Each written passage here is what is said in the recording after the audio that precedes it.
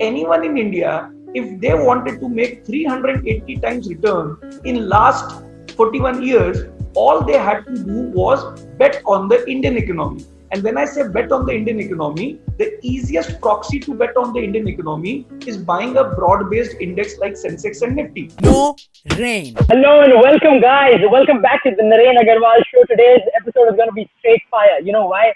Because not me, actually the guest is going to help us learn about his story and how you and I can earn more money and create wealth for a safer future and for a safer next generation. Guys, if you care about money and investing, y'all better be hooked on.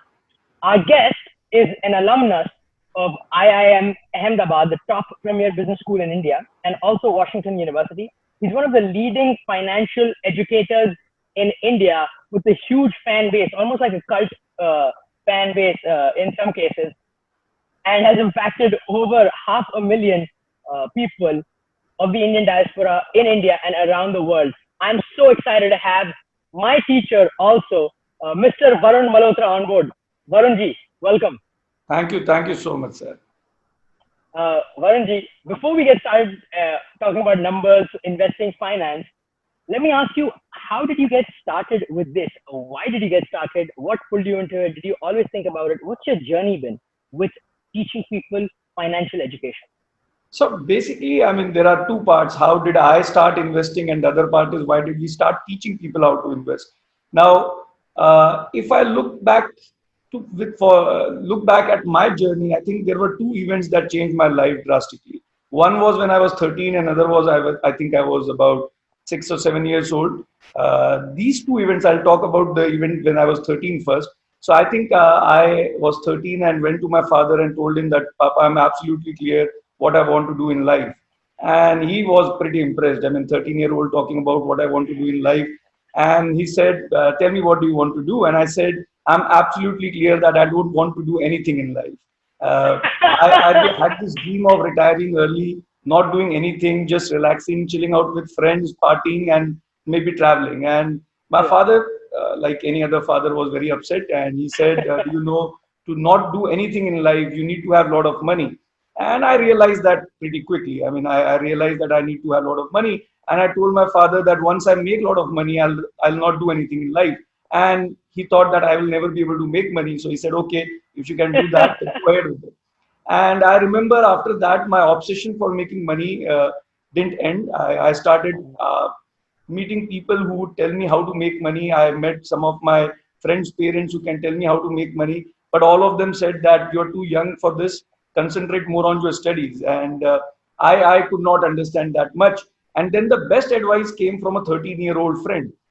He told me that if you want to make a lot of money, why don't you start reading about people who have made a lot of money and learn what they were doing at the age when they were 12 or 13. And this is how I started reading about successful people. I think the first person that I read was, if I'm not wrong, Andrew Carnegie, the steel magnate. So I read about him, and then there was a sentence or a word that I have a big aversion to: hard work. He said, I started working hard. And the moment I read those words, working hard, I just left the book. I thought he's not my type of guy. And then I started reading about other people, and I was losing hope. Everybody was talking about working hard. And finally, I think I read or I was listening to Warren Buffett. He just turned a billionaire then. And he told in one of his interviews that you don't have to work hard for making a lot of money. And in fact, he said the cornerstone of our investment strategy is a lethargy of a sloth. And this is where I actually got hooked to Warren Buffett. I thought he's my type of guy, not wanting to work hard. And he keeps on saying, we don't work hard, we just relax, have fun. We just sit and think about certain things, but we don't work. And I had aversion to work. With a clear disclaimer that I'm not trying to tell the young audience that working hard is a wrong thing. All I'm trying to say is you're talking to a person who works for about 17, 18 hours in a day sometimes. So I'm not one of those who will tell you not to work hard. But that was a phase of life that I went through. So basically, then I got hooked to Warren Buffett, and then my love, admiration, and respect for Warren Buffett kept on going every year. But I think my journey of investing was not only dependent on Warren Buffett, it actually was also impacted by my grandfather. I mean, I remember I was 7 years old when my grandfather asked me once that, are you an asset or liability to the family? And I asked him, what do you mean by that? He said, asset means, do you make money for the family or do you take money from the family? Now, being a 7-year-old kid, I realized that I'm a liability. I mean, there was no doubt about it. But then I asked him, how do I become an asset? And he told me that's pretty easy. Your parents or your mother every day goes for grocery shopping for about, say, she used to spend, say, if I'm not wrong, 10, 20 rupees in that era. I'm talking about maybe 28, 29 years back. So she used to spend maybe 10, 20 rupees every day for grocery shopping. And he said, why don't you take up that responsibility of spending that 10, 20 rupees every day? And the only condition is that you have to save 50 paisa. And I asked him, how will that help? He said, bring that 50 paisa home, toss the coin and tell your parents that now you are an asset. And I said, 50 paisa, how does that become an asset? He said, tell your family कि अभी asset बहुत छोटा है, कम produce करता है. When he becomes big, he will produce a lot of money. And that is the day when saving money started. I started to relate with pride, saving money with pride. So saving money became a habit, bargaining for things became a habit. And I think that habit of looking for bargain in stock market or stocks started with my grandfather. That was one habit of saving that he inculcated in me.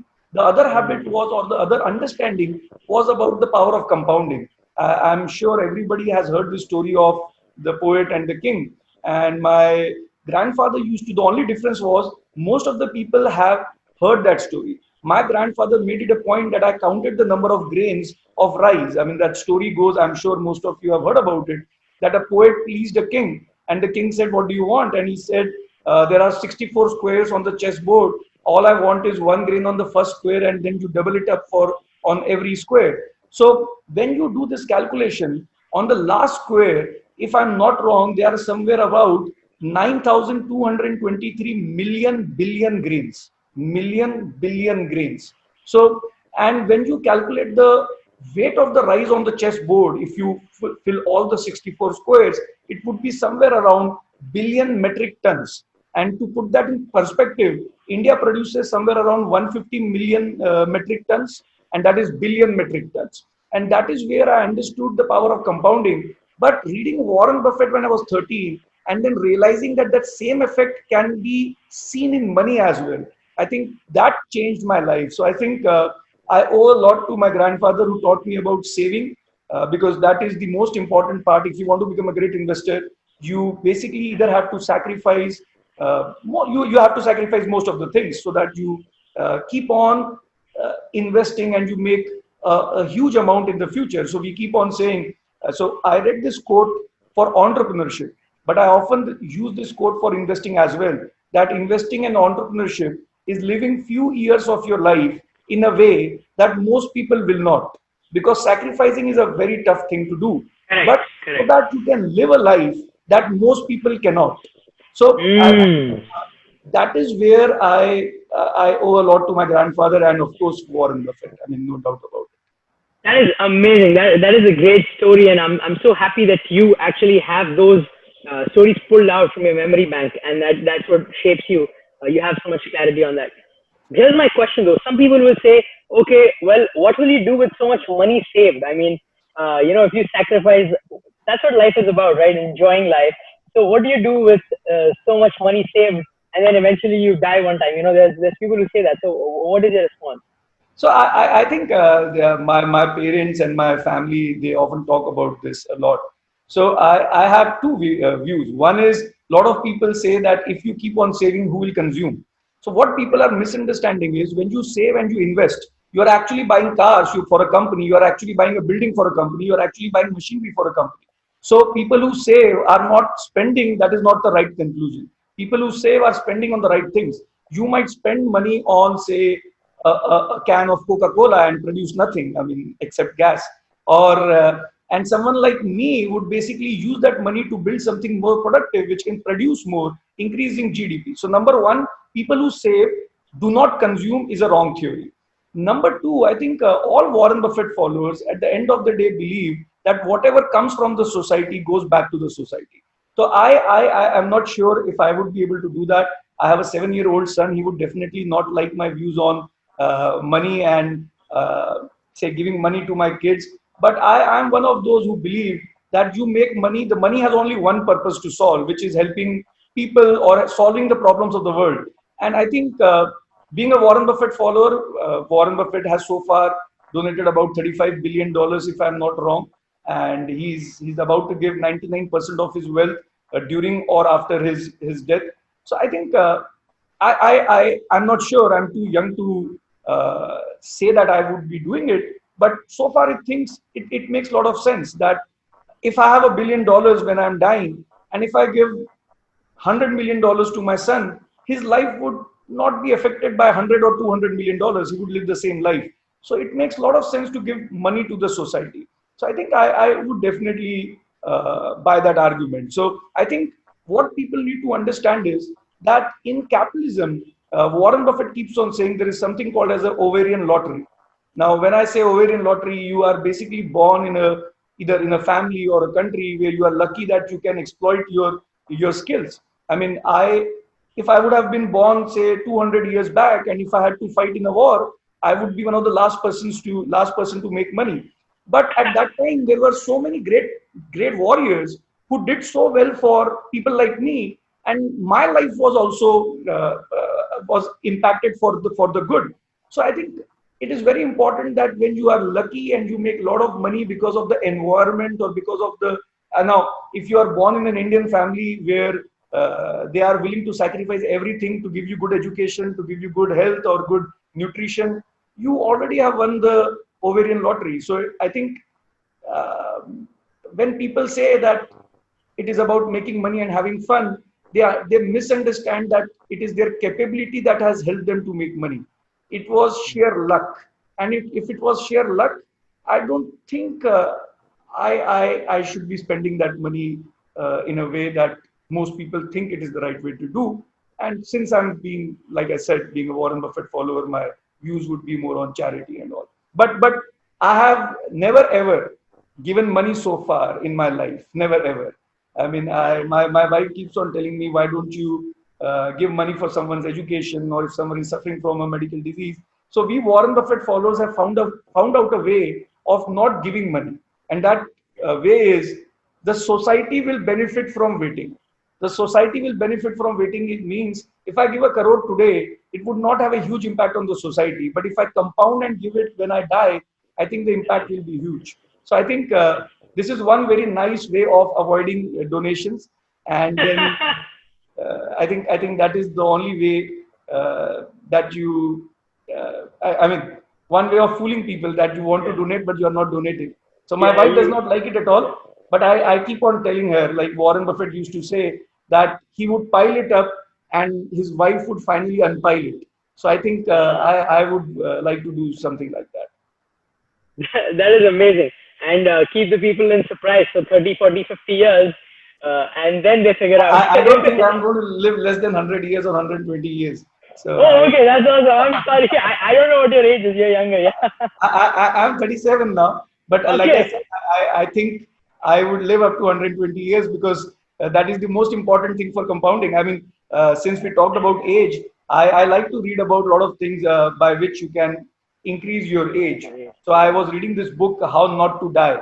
I think he's Huh. an American person who has done his PhD or something, and it talked about number of things.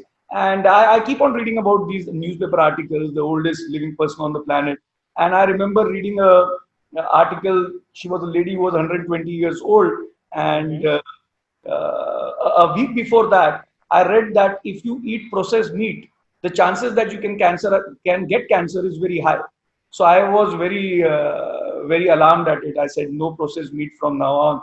And then I read this article of a 120-year-old lady, and somebody asked her what is the secret of living so long, and she said I don't know, but I eat processed meat, which is ham, every single day since last 70 years. So I did not understand that. But then I showed that picture to my wife and my mother, and she was on the deathbed, 120 years old, on a wheelchair. A very sad picture to look at for sure if you're 120. And I told my wife, 120, what a great life she had lived. She has Correct. lived. And my wife said that I don't want to live above 80. if I reach hospital, tell the doctors that I don't want to be, I don't want to live a life where I have to depend on others. So I Correct. don't want this kind of life. And I was surprised. And my mother asked me, what are you thinking? And I said, if I live up to the age of 120, what would be the effect of compounding on my wealth? So I was all about compounding. So I would like to live till 120 so that the society benefits more from waiting. Only if you donate the money. Huh? That's a surprise still. Absolutely. But actually, it's funny that you mentioned about health and all these things because I personally think the people living right now, like in the 30s, 40s, easily will live up to 100 probably with the kind of medical intervention that's happening and the kind of knowledge we have about health. But here's a contradiction. Here's what I'm curious about. So Warren Buffett, of course, as far as I know, drinks Coca-Cola because he has a lot of stocks in Coca-Cola and doesn't really take care of his health per se. Like, his favorite breakfast is McDonald's. But over here, you being such a devout Warren Buffett follower, do you find yourself in a dichotomy? Do you engage in McDonald's and Coca-Cola, or you try to keep your health well, and that's something that you try to correct and go against Warren Buffett?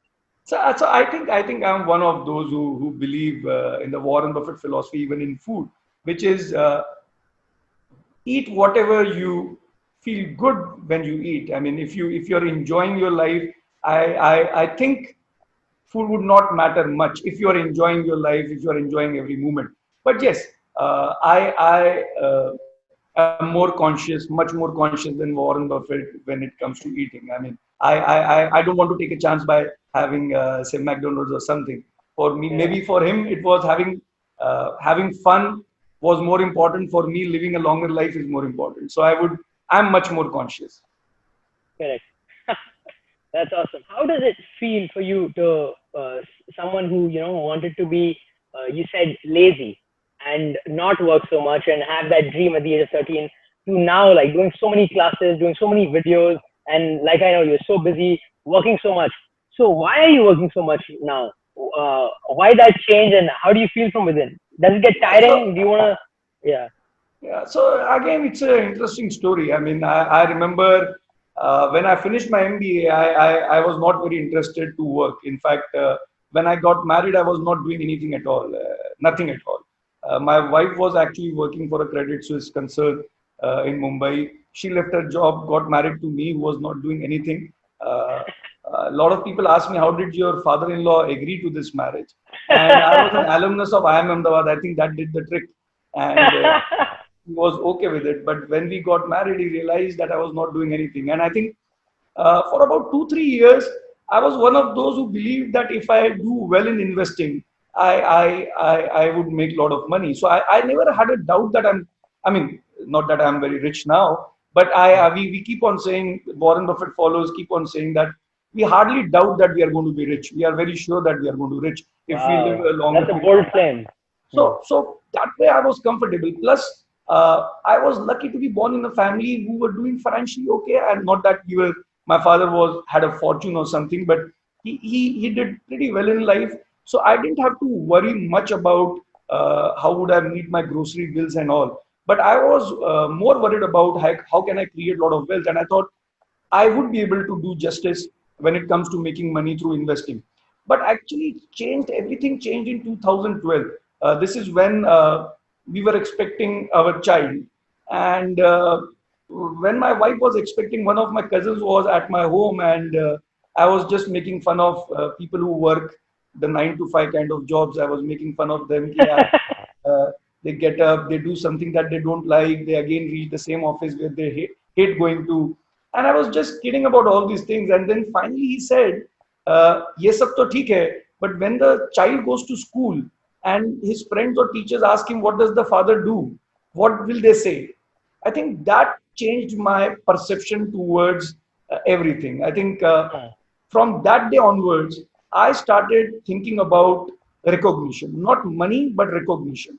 And we started working with schools, universities. We started working with BSF. Like I said before the interview, we were talking about The we Border work with Security Force of BSF, India, the yeah, army men. border Yeah. security forces, and we worked for them for about 2 years under the leadership of Director General KK Sharma, and we were able to reach about 2.5 lakh jawans and officers through our program. which is the awareness program, financial literacy awareness program.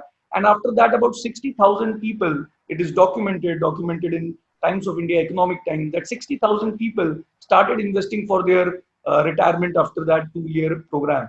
So, and I was not paid a single rupee for what I did with BSF, or right now we work with Army, we work with CISF, CRPF, and very recently we have started working with Delhi Police, and we don't get paid at all. And but it was not about money; it was about recognition, and that recognition was not for myself. I think it was for my son. That when he goes back to school and people ask him, "What does your father do?" he would have a lot of good things to say. So I think getting married and having a child were the two most important things that happened in my life, which is the later life, which gave me direction to life. Before that, I never thought of living that life, working in an office or going and delivering lectures and all. I wanted to just read and invest. But like I said, my son changed it all. Wow. Okay, here's a tough question. So, anytime someone's an investor, you think of saving and using that money to potentially compound it, right? So, let's say if there's an expensive car, you compromise buying the expensive car. You want to save that money. Let's say you want to go on a trip, then you would make a decision, right? Marriage is a big cost for somebody, right? To marry somebody and run a family, that's a huge cost. Education. So, what thought process goes on in an investor's mind, or someone like you? When it comes to marriage. Marriage make it work?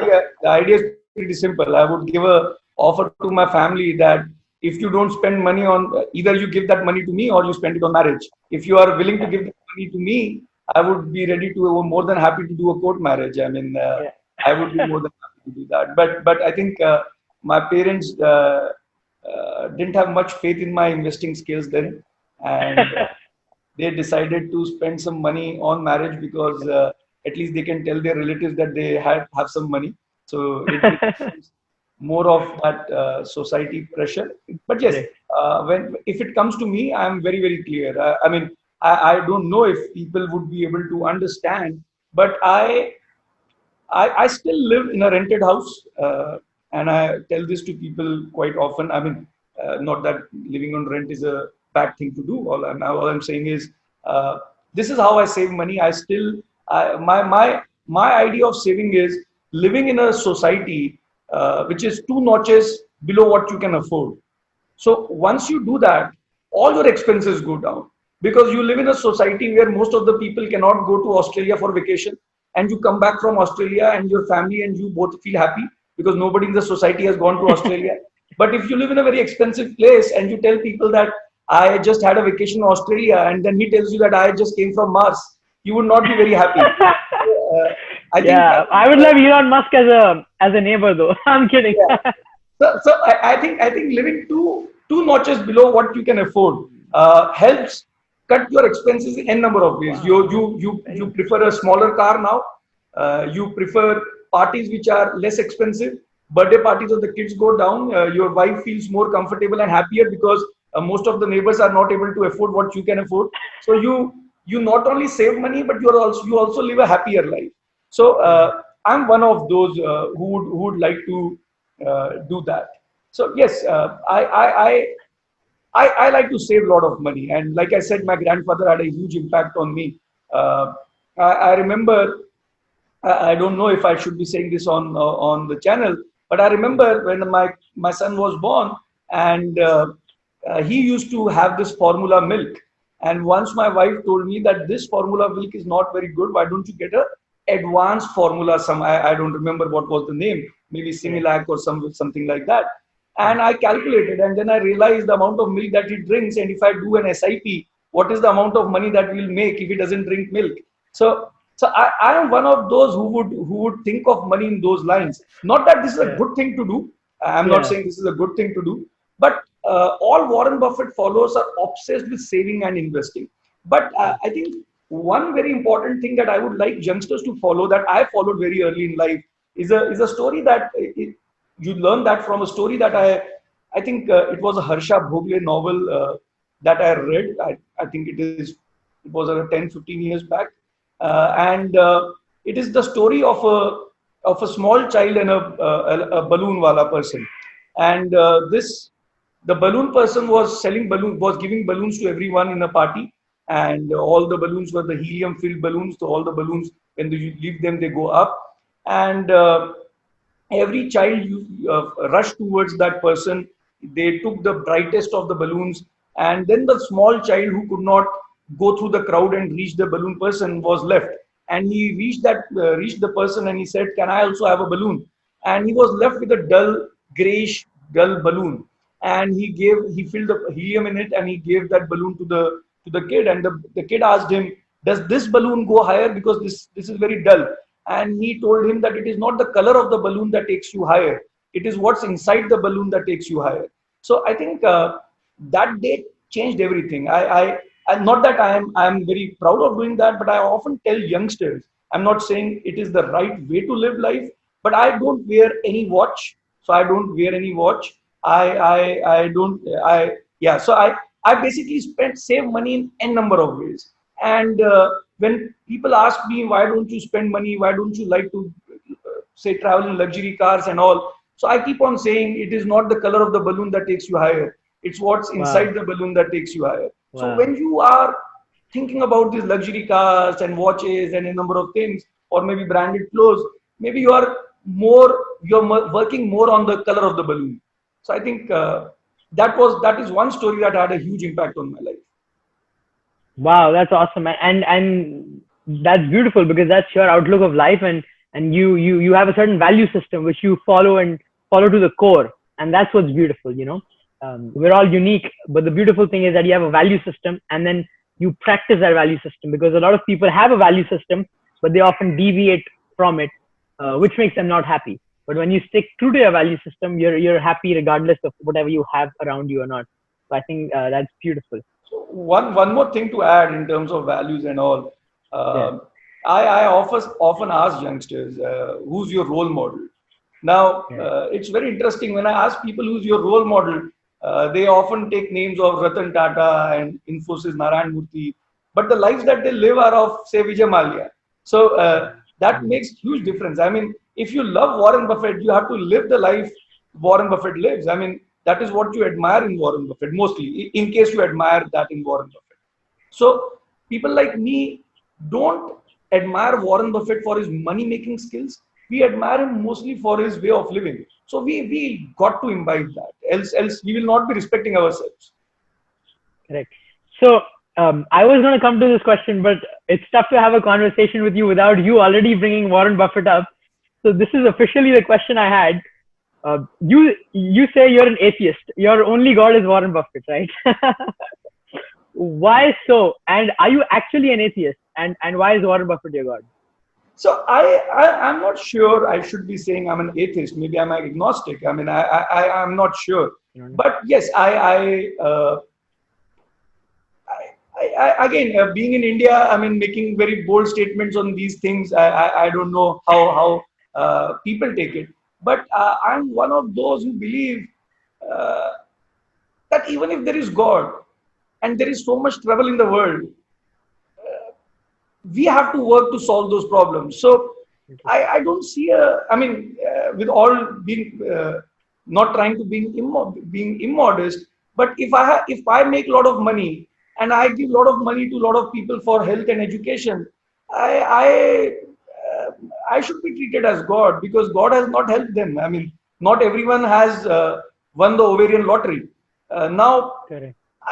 I agree. My father is a very religious person, and he says that it is about your karma. I fail to understand that I have done such good karmas that I have win this ovarian lottery and others don't. So I'm not sure if I should be saying I'm an atheist. I'm open to discussions. I mean, I would love to know the views of religious people, but I somehow don't see the reason behind saying that these people are lucky because their karmas were good or something. I don't know. It doesn't make Correct. sense to me, but that Correct. does not mean I'm disrespecting people who believe that. Correct. Correct. Yeah, I think yeah, we've going off a little bit of a tangent. I think we are showed a certain type of religion and religious thought process because it's very westernized. It's almost like a belief system. But I think when you look at India traditionally of how this culture was grown up, there were multiple religions. Everyone had the liberty to have their own belief system. And in Absolutely. fact, it was perfectly fine for you to be a Hindu and an atheist at the same time. So that's why we have so many gods, because you have the liberty to choose your own um, path to liberation. Absolutely. So having said that, I mean, I think that makes you part of this culture equally, even if you are agnostic, because that was part of our traditional heritage and culture. This is one of the only cultures in the world that actually allowed you to have the freedom to worship whichever god you want, or no god if you don't want. Yeah. Um, Funnily enough, my father, he makes sure that I keep on saying. So when I say I'm an atheist, so my father says the same thing that you said, that Hinduism allows practicing atheism. So you're still a correct. Hindu. So I won't deny that. I mean, if Yeah. that is permitted, I would be okay. But yes, Correct. I'm one of those.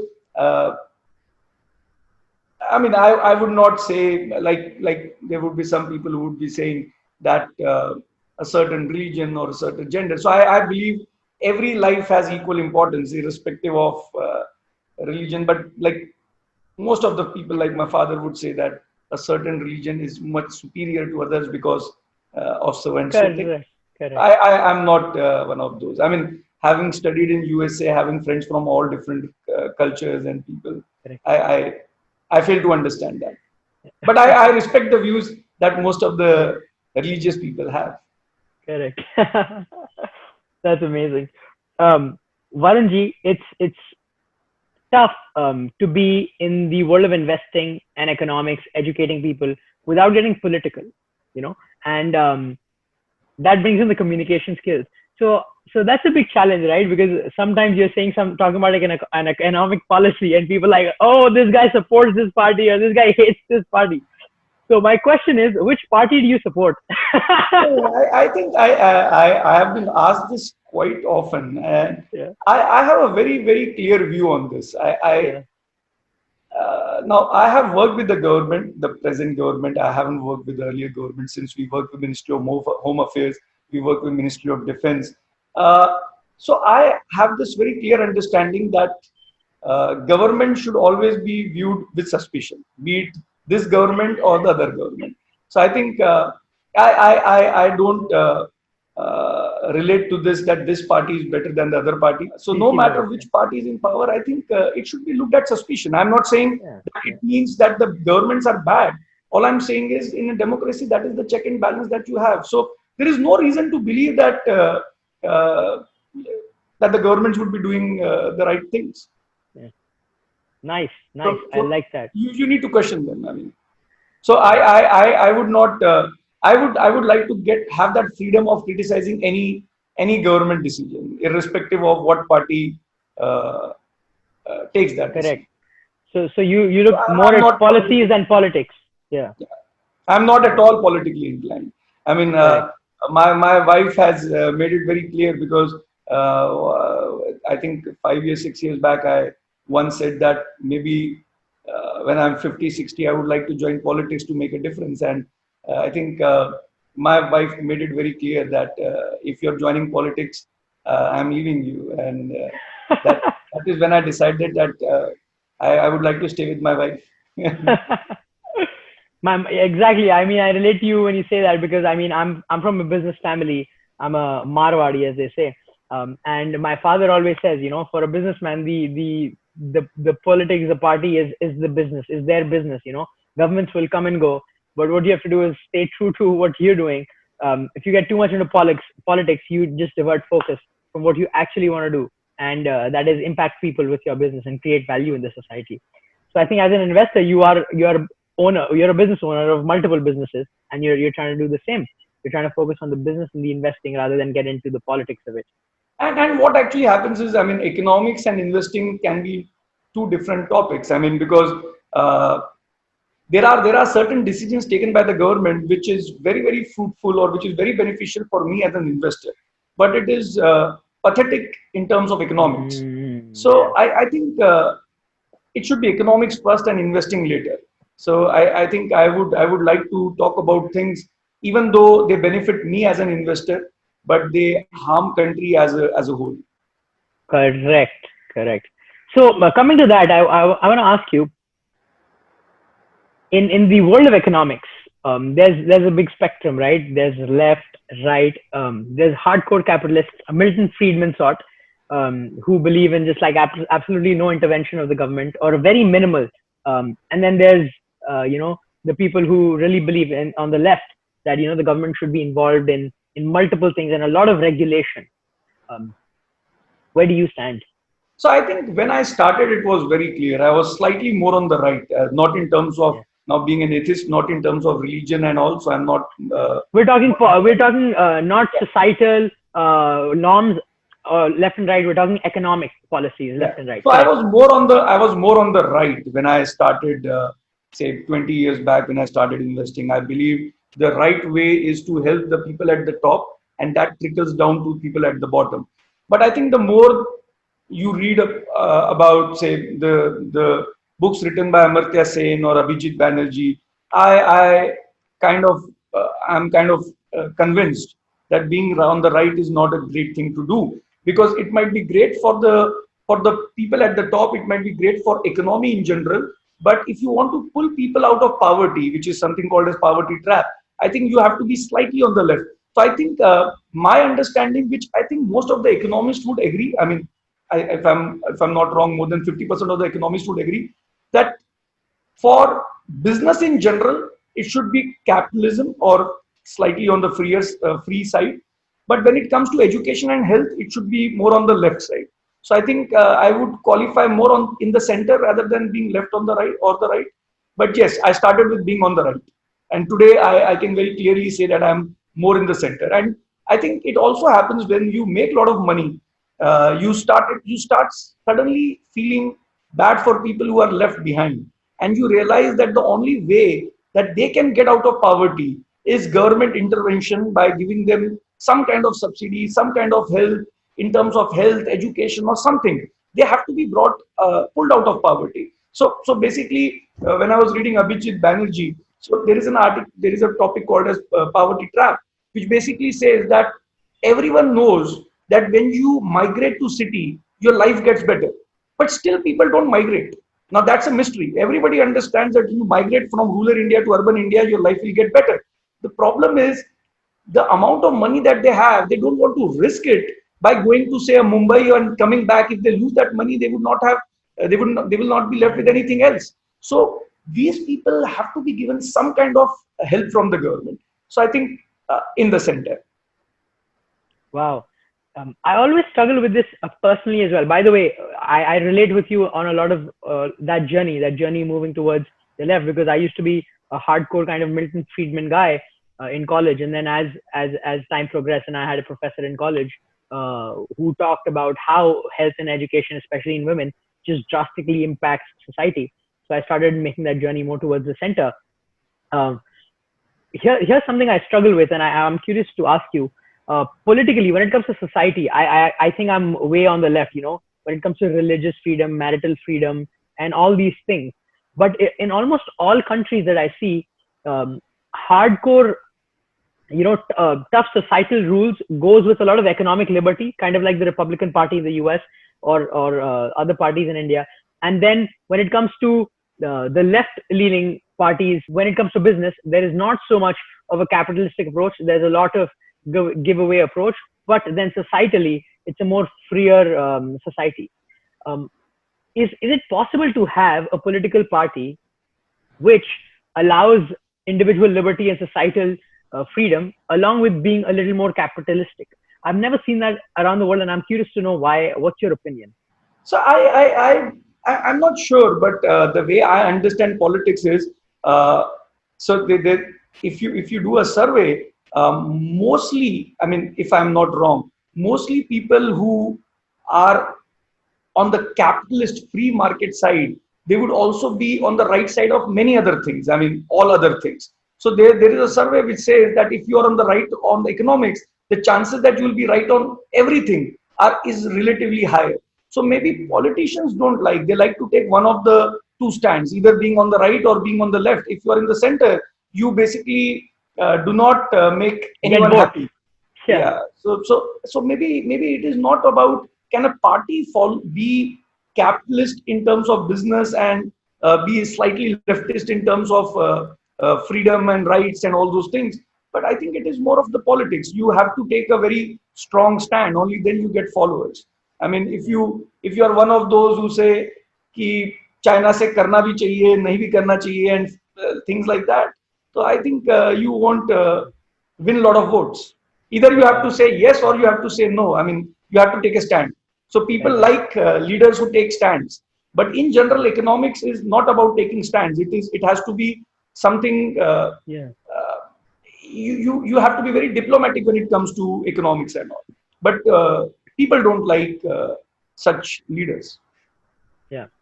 So I want to ask a question to you about your life. When you probably started, you're not saving in the start, not working so much, investing, not being fanciful. I'm sure you got a lot of clout and like unwanted comments from society, from people, from your relatives. This guy, he just works on saving. He does not spend anything, this and that. And that probably made your journey of investing harder. So how does one develop that grit to stay true to your values? Because I think a lot of people get diverted, with so many things being said to you. So how have you built that grit, and what has always kept you on track? Because that is rare. I think two things matter the most. I mean, one is my family. Family in terms of my father has been like a rock by my side throughout my life. I mean, he has helped me in anything that I have decided to do. Then it was my wife, because when I was not doing anything and I was focusing on investing, she like I said, she was working for a credit Suisse concern in Mumbai. She left her job, came to Delhi, started working with me, and then realized that we won't be making any money teaching people. She realized that, and once she realized that, she took up a job. So I didn't have to worry any time about paying bills and all, because my wife was earning much more than I could have earned, maybe most probably. So if I would be in a job, so she was doing well. My father was financially stable. In terms of psychologically uh, dealing with these things, I think it for me it comes naturally, because I don't have a huge social circle. So I don't have a big circle. I mean, I don't have to tell anyone in the party that what do I do. So I don't know if it is right or wrong. Sometimes we feel, I and my wife feel, that we don't have any social circle. I mean, when this lockdown thing happened and our life didn't change at all, this is where we got worried. I mean, we got worried because we were not at all because of the lockdown. So we don't have a social life. Yeah. And because of that, it becomes easier. I mean, my mother keeps on saying, you don't feel like buying an expensive car because you don't have any friends and you don't meet people. So maybe that is true, but I think for me it was fine. Plus, I think what helped me was that in terms of academics, I was doing well. So I think no one doubted my ability in my immediate family, because I was at Washington University, I did my CFA, I did my CMT. So I think everyone was very clear that academically I was doing much better than what people were doing. So I think I didn't have to face that pressure much. And like I said, my wife was there to pay my bills. My father was there in case anything goes wrong. He would support me financially. Even my mother would sometimes get really upset that MBA कर लिया, सब कुछ कर लिया और तू अब यहाँ बैठा है, कुछ कर नहीं रहा है. But my father was always with me. In fact, there was a time in 2013, just like I said, that was the time when I was slightly upset because I didn't know what I was doing, and I was about to have a kid, and like I said, my cousin told me कि school में पूछेंगे कि parents बच्चे को पूछेंगे कि what does the father do. Correct. I think that time I kind of thought for a period of 15 days or so that if I get a job, I will get back. Now when I look back, I think that was one of the most luckiest time that I had, that I didn't get a job in those 15 days. If some friend would have called me and said that we have a job, I was so low at that time in 2012 or 13, I might have taken a job. But when I look back now, it seems I was so lucky that nobody offered me a job at that time. So else I would not have done what I was able to do from 2013 till today. Uh, but yes, having uh, smaller social circles helps you a lot to deal with a number of pressures. Yeah. So the basic funda is to stay in Omaha, Nebraska, and avoid Wall Street. Absolutely, absolutely. And I would agree to For the that. Warren Buffett followers, I, y'all I, caught that. For those who don't know Warren Buffett, that's fine. Just skip the I joke. and my wife, we often talk about, say, I have a kid who is in second grade now, and we keep on saying it's about 10 years, then he will go to college. And the moment he goes to college, we might go to somewhere in Goa or somewhere, and we'll just settle down. And my mother said, Ki, "Kaun janta hai Goa mein? Who knows you in Goa?" I said, "Who knows me in Gurgaon? I mean, nobody comes. I think I will not be affected at all." Yeah. So I actually think like if your child grew up now, he's 7, and when he grows up even more, even now when he speaks to his friends, um, in fact, even if you didn't do this teaching thing, he would have something to say. He would say, "My dad is an investor," because that is a new fad, becoming an investor, right? That is the new latest nice hype fad. I'm an investor. Everybody's calling themselves an investor. I have a question regarding that. Almost every week, I get messages from people on LinkedIn, etc. That, hey, do you know about forex trading? Do you know about Bitcoin investing? And all these people trying to show you how to make money with foreign exchange and Bitcoin. It's very tough for me to trust them. Um, what's your opinion about all these experts coming up and teaching investing? There's so many experts online everywhere talking about investing, making money through gold, through forex, through the stock market. How can someone decide if they should trust somebody or not? See, I think it comes with education. I would not say anything against people who are trying to teach people all these things, because maybe they feel that this is the right way to make money, and they have not realized so far that this is not the right way to make money. I think people should educate themselves. The first thing that people should understand is what is an investment. Hmm. Investment is something that you buy and you never sell, but you still make money every month. If you don't make money every month, when you buy a company and you never sell it, and as in you hold it forever, but you make money every month, that's an investment. When you buy a house and you don't sell it, but you get rent every month, that's an investment. When you buy a dollar and keep it with you and don't sell it and hold it for forever, what do you make every month? You make nothing. So basically what you need to understand is investing is where you make money, which is productive. Money, currency is never productive. Currency is just a place to park money. So currency can never be an investment. Currency can be a good place to park money. A stable currency like say gold or say dollar or say any other currency is a right place to store money or right place to park money, but it is not an investment. Now what you need to understand is, if money is not, if currency is not for making money, then why do we have a forex market?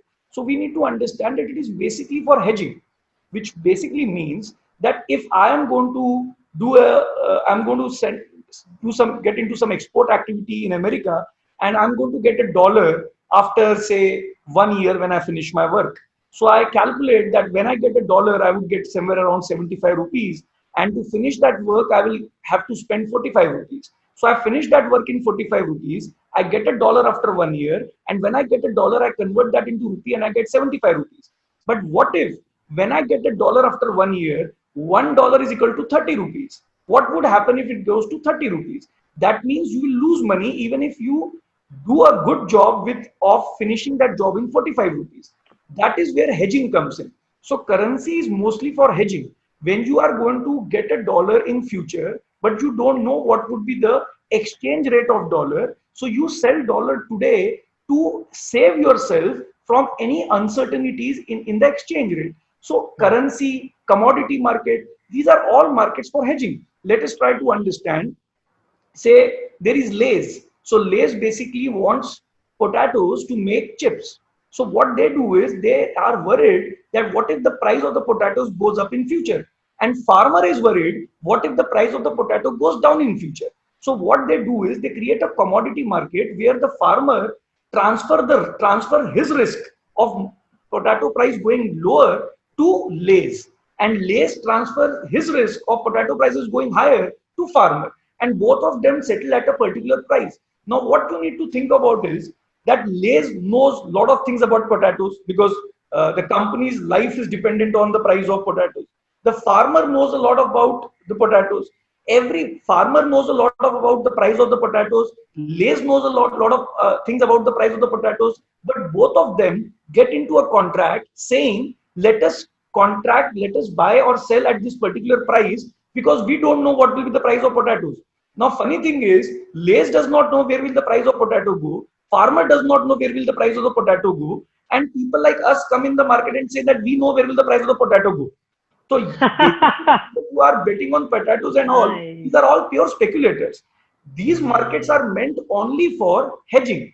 When you are a farmer and you are worried what if the price will go lower, you sell the futures of potatoes or you sell the potatoes in future at a particular price so that even if the price goes lower, you realize that minimum amount that you require to make your business profitable. So it is only for hedging. It is never for making money.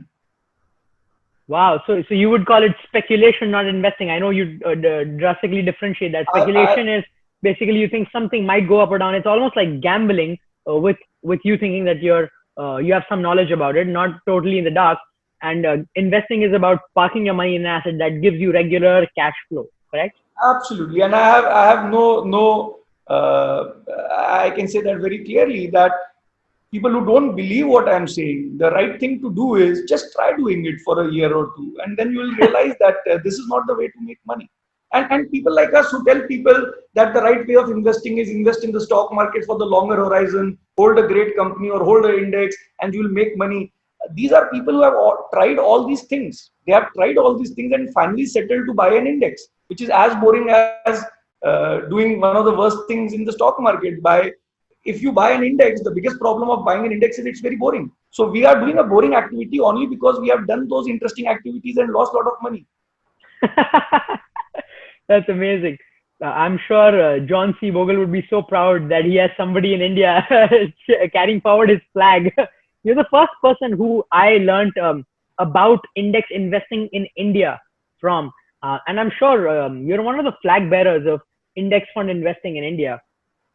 So, why don't you tell us a little bit about index fund investing in general for the viewers who don't know about it? Yeah. So basically, the idea of investing is that betting on the economy. So there will be few companies which will do well. There will be few companies which will go bankrupt. You don't know which will do well and which will go bankrupt. Like in 1980s, India's best companies were Bombay Dyeing, Oswal Chemicals, DCM Shriram, HMT Watches, Hindustan Motors. If you would have bought India's best companies in 1980 and you are still holding them today, most probably you have lost all your money. But the index has still gone higher.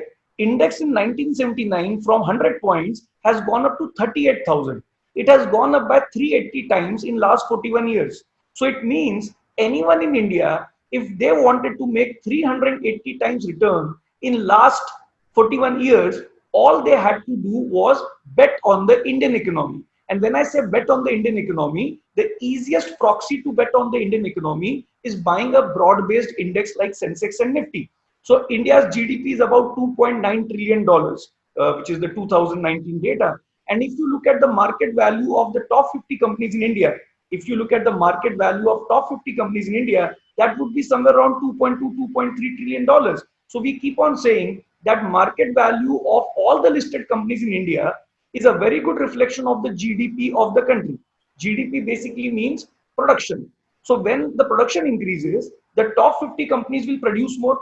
If they will produce more, they will sell more. If they sell more, their profits will be higher. If their profits will be higher, their share price will be higher. So as and when GDP goes higher, as and when India's GDP goes higher, Sensex and Nifty as a basket will also go higher. Why will it go higher? Because you and I as consumers will buy more mobile connections, will buy more cars from Maruti or some other company, more houses from a realty company, more, say, oil from oil companies. If you and I buy more, what will we buy? We are not sure. Because the next generation might not buy a helicopter, they might buy something else that we don't even know of today. But whatever they want to buy, their ability to buy would have gone higher, which we keep on saying that no matter what happens, the next generation will always lead a better life. So when people doubt that will the next generation lead a better life, you need to ask yourself a question. Some people say, what if there is an India-Pakistan war? Think about what happened with the Hiroshima Nagasaki and look at where the world is today. What if there is a huge financial crisis? Think about 1929 Great Depression. Think about 2008 Great Recession. Look at where the world is now. So Warren Buffett followers keep on saying that no matter what happens, the next generation will always lead a better life. And when I say better, I mean the materialistically better. So when I say materialistically better, it means they would be consuming more. If those people would be consuming more, the top 50 companies will be producing more sales, more profits, higher share price, which will take Sensex and Nifty as a basket much higher. So when you invest in the Indian economy, so what I would like the audience to understand is that 380 times return, which is the Sensex return from 1979, from 100 to 38,000 till today, which is 41 years, in the last 41 years, 380 times return in last 41 years was every Indian citizen's birthright. This was birthright because the Indian economy has done well. In fact, when we talk about equality, when we talk about pulling people out of poverty, the best way is the farmer has to realize that industries are making more money than a farmer can make. So how does he participate in the industrial growth? The easiest way is whatever money he makes through farming, which is an important activity, he should start investing in Sensex and Nifty. So I find it very funny. I mean, when I was in college, I would not take names of political parties, but when I was in college, there was a person who came to, since he was from political parties, so I'm not taking names, but there was a person who came and said that Mukesh Ambani is making so much money, and not that I'm a fan of Mukesh Ambani or so, or not that I'm justifying what he does, or I'm not saying that he does everything right. But the point that he was trying to make was Mukesh Ambani makes a lot of money, but poor people are not able to make money. So the easiest thing is tell poor people to invest in Reliance stock. If Mukesh Ambani makes money, the poor person also starts making money. Then he said that what if Mukesh Ambani goes out of business? Then I told him, then tell him to buy a Sensex and Nifty. If Reliance does not do well, somebody else will replace Reliance. So the important thing that we need to make sure that this reaches the bottom of the pyramid, that if they want to participate in India's growth story, which has been tremendously big in the last 20 years, they need to participate by participating with the industrialist. And the easiest way to participate with the industrialist is by Sensex and Nifty, which is the top 30, top 50 companies. That is amazing. That is amazing. Wow, guys, if you got nothing out of this podcast, this is one thing that you must get out, and that's what Varunji has spoken on his TEDx talks with BSF Jawans everywhere, that invest in the economy. And the best way to do that is by buying the Sensex or the Nifty basket. For those around the world, there's like large baskets. In America, you have S&P 500 firms. So, Varunji, around the world, can anybody in almost any country take this advice, or do you say this specifically for India or the US? What about countries like Venezuela, etc., where the economy is not stable? Do they have that liberty? Yeah. So the easiest thing, I mean, if in case you are in a country which has a very small weightage in the world GDP, I would not advise to invest in that particular country. So that when I invest in a particular country, I look for two things. One is democracy. That is one of the most important things, because when I was in US, we had this huge debate about China and India. So I had many friends who said Chinese model is the best model. I still believe that Indian model is a much better model than the Chinese model. Now, most of the viewers would not agree to that, because they would believe that China is doing so well. What people need to understand is when there is no democracy and when people become rich, there will be a time in China that the rich people or the billionaires would like to become the president in China. And then countries like India, or I should not be saying India, I should be putting that blame on America, that people in America or the political parties in America would be giving them all the support that they need to basically bring democracy in China. This will definitely happen. Now, will it happen in 20 years or 30 years or 40 years? I don't know. The other problem with dictatorship is that when you kill the topmost person, if the topmost person dies, because what does America do when they are at war with a dictator? They basically kill the dictator, and when the dictator goes, there is no succession plan. So if there is no succession plan, the country will collapse. But in democracies, there is always a succession plan. If something happens to the prime minister, then we have some second person, then we have third person. If something happens, then we have elections again. So number one is democracy. So in that case, I think America and India are two great companies, number one. The other thing is population. I mean, when you have this working age population, or we call it the dependency ratio, that less number of dependents and more people in the working age. So India is entering that golden era from 2018, has entered that golden era from 2018. And I think we are going to be in that era where the working population is going to be more than the dependents for next 30, 40 years. That cycle for China was about, that cycle for China will end in 2030s, whereas for India it will last longer. And China entered that phase much earlier, and that which is the concept of baby boomers. And America entered that phase much earlier, and that is why they have done well. But if you are in a country like Venezuela or North Korea, now North Koreans will not be allowed to invest in any country. But if That's a your whole country different allows ball you to game. invest in any country, and if I'm in a very small country where the GDP size is insignificant as compared to the world GDP, I would like to buy a S&P 500. When you buy an S&P 500, you are betting nearly on the 20-30% of the world GDP, because America is about $20 trillion in an $80 trillion economy. So you are basically betting on a huge part of the economy.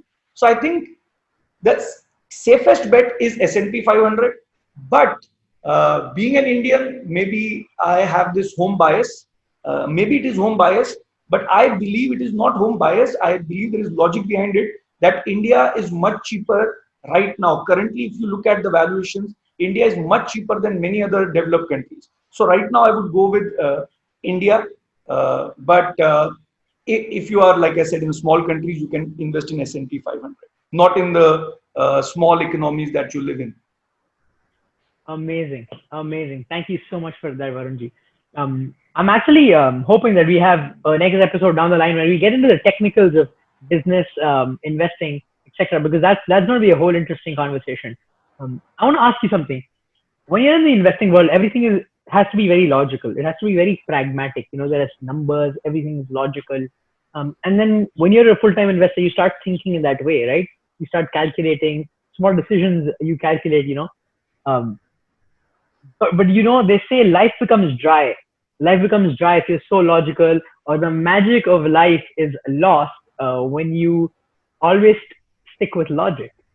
What's your take on that? And does life become very dry? Yeah, I mean, it depends. I mean, investing is a very boring field. I mean, I think when I came, I was an engineer. I worked as a oil and gas engineer, so a hardcore engineer for about 3 years. Was involved in designing refineries and all. And I remember telling my father that I want to leave engineering, because my father is an engineer himself, and he was with Larsen and Toubro. And I told him that I want to leave engineering because I think investing is a very interesting world. But when I reached investing, I realized it is even more boring than engineering. I mean, you have nothing here to do. So what people need to understand is, like most of the investors would say, that investing is like seeing the paint dry. So basically, you don't have any much to do. I think what investors like is that that feeling of going against the crowd, buying something that nobody wants to buy because they believe that this is the worst thing to buy, but then you come out with the logic, you make a framework, and you believe this is the best thing to do, and then you hold it, and when you are right, the kick that you get out of it, I think that is what the investors go for. Like, I'll give you an example. In 2012, 13, 14, we were very vocal about not buying a house and living on rent, and we made it so public. We were doing all these seminars, and we kept on telling people that people who are buying houses will regret it horribly, and a number of things. But none of the people were ready to agree to what we were saying. And in fact, my team had to tell me that in the free seminars that we do, which we do to help people join our intensive program, my team was telling me that don't talk about housing when you are doing the free seminar, because people are not joining the course. That is the level of pessimism, or that is the level of hatred that we got when we said that we are against housing. But I think I often tell this uh, joke in my seminars, that when I sold my house, my father got really angry, and he said, "Ki yaar, sona bech diya." And I told him, "Nahi, Baba, we have done the right thing." And my father, after a year or so, he came to my room and said, I want to talk to you about something. And I said, ask me, what do you want to ask? And he said, chalo, I'll ask you later. And then this kept on happening for every year. I said, 2-3 saal chala. And in the fourth year, he came and I said, Papa, aaj to you'll have to tell me what do you want to ask? And he told me, can you sell my house as well? That is the time when I realized that the whole cycle or the needle has changed. But that is what we love as investors. So as investors, I think investing is all about reading. So I'll give an audience an idea, which is there are very few things that people like us understand. Most of the people overestimate our skills.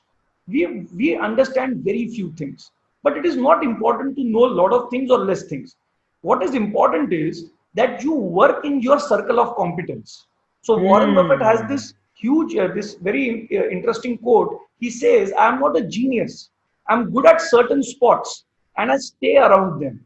So it is about understanding what you know and then betting on those things if they are cheap. If if there is nothing that you can find which is cheap in the market, there is always an idea of buying an index. So you can go in index, but most of the people believe that heroism exists in doing something very bold. So I think that is the biggest problem. It is about Wow. protecting your capital by not doing horribly wrong things. And Charlie Munger or Warren Buffett would put it in this way, that to get extraordinary results, you don't have to do anything extraordinary. All you have to do is avoid a disaster. I think it is about avoiding a disaster, and that you can do when you stick to your circle of competence. I love that. I love that. And I think as I grow up and as I come to business, I'm starting to realize it's really, again, the power of compounding at play. When you keep doing the same thing, the ordinary again and again and again and again, after a certain point, you get really good at it. And Right. it seems like superhuman. And the word extraordinary in itself is interesting. It's like extraordinary. Doing the ordinary extra makes you extraordinary in front of other people. Absolutely. So that's amazing. Varun, we have a final question for you. Please. Let's say you, as somebody who teaches, you as a teacher and a financial educator, there's two broad categories. One is the knowledge that you have in investing in the market, etc. The second is your ability to communicate that knowledge to the people, the public speaking skills or the conveying skills, right? What percentage of importance would you give to each of these in your ability to be a great financial educator and somebody who's impacted more than 500,000 people and somebody who has more than 300,000 followers on YouTube?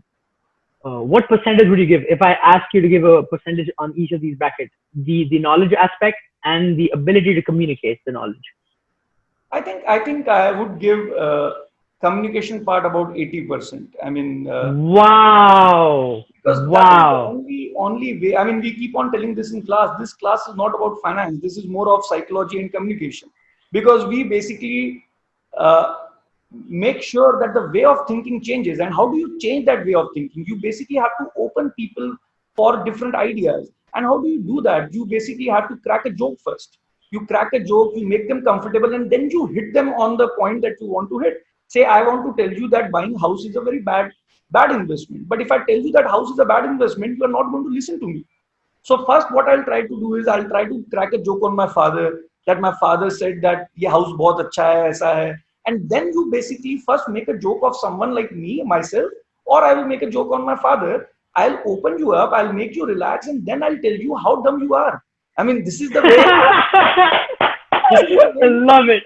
you communicate with people. So I think it is completely about communication skills, because I think most of the people understand what is right and wrong in terms of logic, but it is about the way you present it. Now, in fact, I keep on telling these people, because I was in US till 2009, and my brother still is in US, and I decided to leave US because I thought that I would be educating people how to invest in stock markets, but I don't think I was able to communicate well with the Americans. Maybe because of the language. I have been brought up in northern part of the India, so if you have, since you have done our course, you would see we stick more to Hindi, because I think I would do more justice to the topic when I talk in Hindi, because I would be able to explain it very well because it comes very fluently.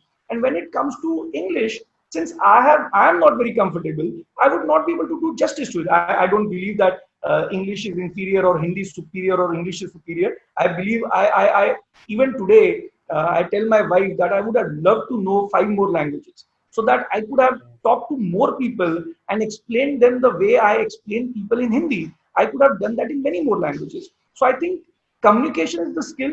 And in communication, what I've realized is people like me misunderstand because I was a pathetic orator. I mean, I remember when I reached my MBA college, when I was on the stage, I used to shiver. But what I realized, and I would like to make sure that youngsters understand this, most of us, people like us who have been brought up in northern part of the country, not been to great schools in terms of learning the English skill as many people are very fluent with.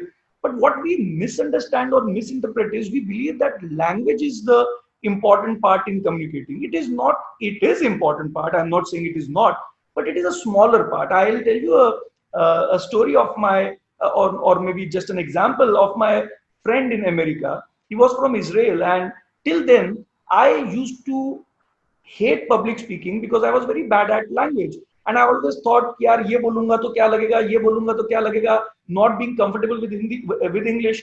But this friend from Israel, had pathetic English skills, language skills, but he used to get standing ovation for all his presentations, and that the only reason was adding humor, adding energy, and adding a number of things. So it is not about language. I think I feel very sad when people give importance to one language, be it English or be it Hindi, because these days people think Hindi अच्छी है सबसे English पीछे खराब है. I think it is very sad because language is only meant to be used for communicating. If you can use it to that extent, I think it solves the purpose. So I would not, I would say it is all about communication. So you should definitely try to learn new languages, new words, new vocabulary, so that you can communicate well. That there is nothing wrong about it. But even if you don't have those skills, adding humor, adding fun can cover up for your poor communication skills. Correct. And they say, like, a lot of people say, like, 93% of communication is non-verbal. So it's the tonality that you're using, is the body language that you're using. That's what really affects. This is fascinating. This answer from you is fascinating. Guys, imagine that, the importance of communication from somebody who is in the field of financial education. He says his technical knowledge and the understanding is about 20%. 80% of his success in being an educator is communication skills. That's powerful. Varunji, I want to thank you so much for your time, for answering all my full tosses, googlies, all these different questions so well, and really opening it up to us and being a great communicator yourself. I think you added so much value, and the viewers are going to get so much out of this podcast. Any final comments or questions that you would have?